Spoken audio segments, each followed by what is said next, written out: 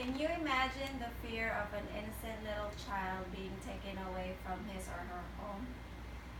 According to CNN.com's Missing Children Fast Facts, the most recent study published by the Department of Justice from 2002 reported that of the 799,500 children reported missing in a one-year period, 203,900 were abducted by family members, and 58,200 were abducted by non-relatives, and 115 were classified as being taken by a stranger.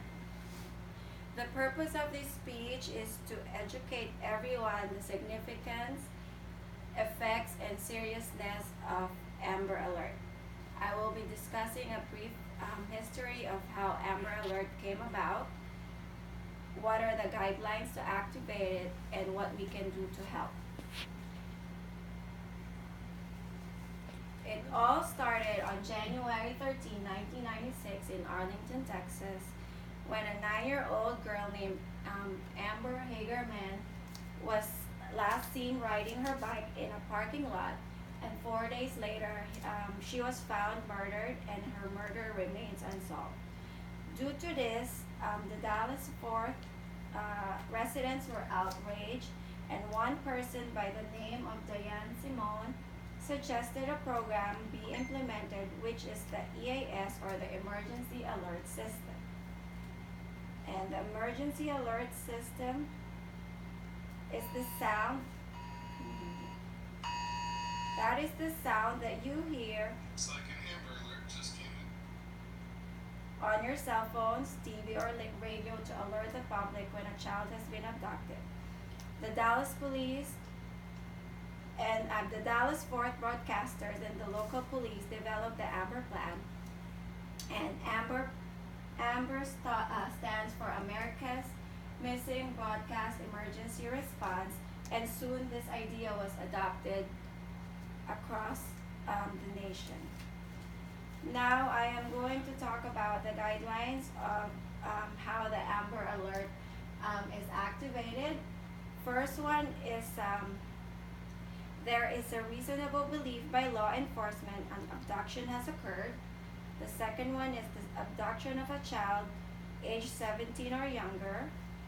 Third one is the law enforcement agency believes the child is in imminent danger or serious bodily injury or death. Fourth is there is enough descriptive information about the victim and abduction to assist in the recovery of the child. And the last one is the child's name and other critical data elements, including child abduction flag, have been entered into the National Crime Information Center system. Also, law enforcement agency occasionally encounter cases in which Amber Alert should have not been activated. This type of cases are called hoax or unfounded. Hoax is when it occurs when an individual falsely reports a child missing, or when a child reports him or herself missing with the interest to mislead law enforcement.